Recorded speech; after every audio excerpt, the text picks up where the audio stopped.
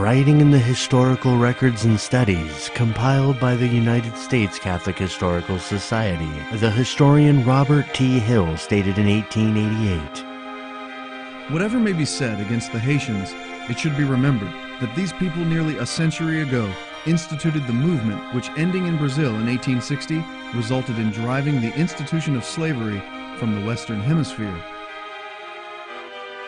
What movement was this historian referring to? A movement that had begun towards the beginning of that century. At the time, the former French colony Saint-Domingue became Haiti in 1804. Slavery was still thriving in countries in South America, and territories like Venezuela, Colombia, Peru, Chile, and modern Bolivia were under Spanish rule. One man wanted for South America to be freed of Spanish rule. His name? Simón Bolívar. After his revolutionary forces were defeated in Cartagena, a city in modern-day Colombia, by the powerful Spanish army, Bolívar headed to Haiti and sought Haiti's help. The year was 1815, and Bolívar landed in Okai, presided over by the then president of southern Haiti, Alexander Pétion. Haiti was barely 11 years old as a nation.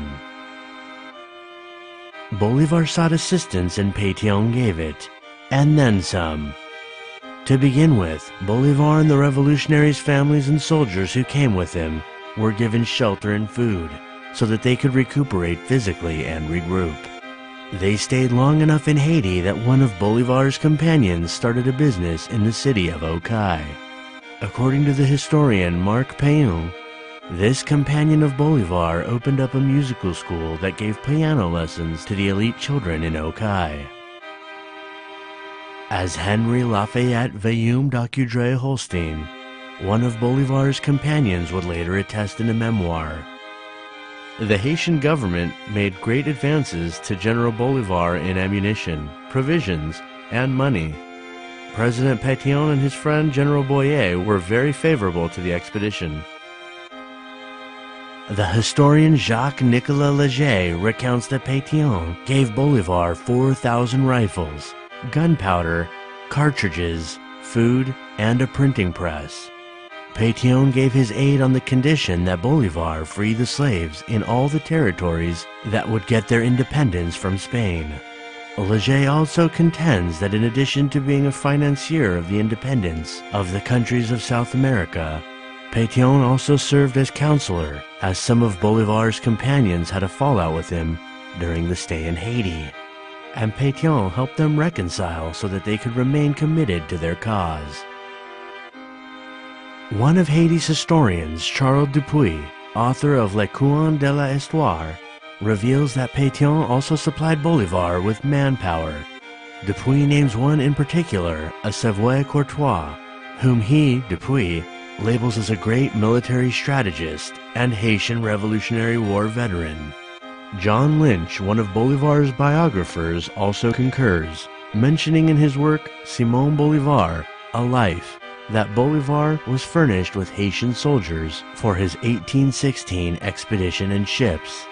Léger reiterates this, stating in the book Haiti, Her History and Her Detractors, that Pétion authorized Haitian soldiers to leave with Bolívar. Léger quotes a letter dated February 1816, in which Simón Bolívar requests permission to give him the title Liberator. Here are some portions of Bolívar's letter as reported by Léger in Haiti, Her History and Her Detractors, Bolívar to Pétion. In my proclamation to the inhabitants of Venezuela, and in the decrees that I have to issue concerning the slaves, I do not know if I am allowed to express the feelings of my heart to your excellency, and to leave to posterity an everlasting token of your philanthropy.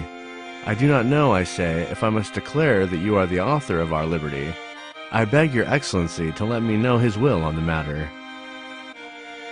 Pétion hurriedly wrote Bolívar a letter on the 16th of that month, asking Bolívar to keep Haiti's role on the hush-hush, as he didn't want to gain an enemy in Spain.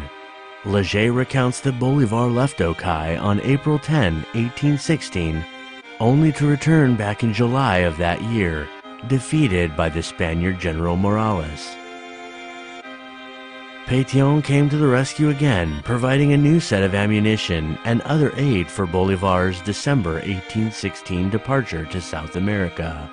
This time, according to Leger, Bolivar succeeded in defeating Spain.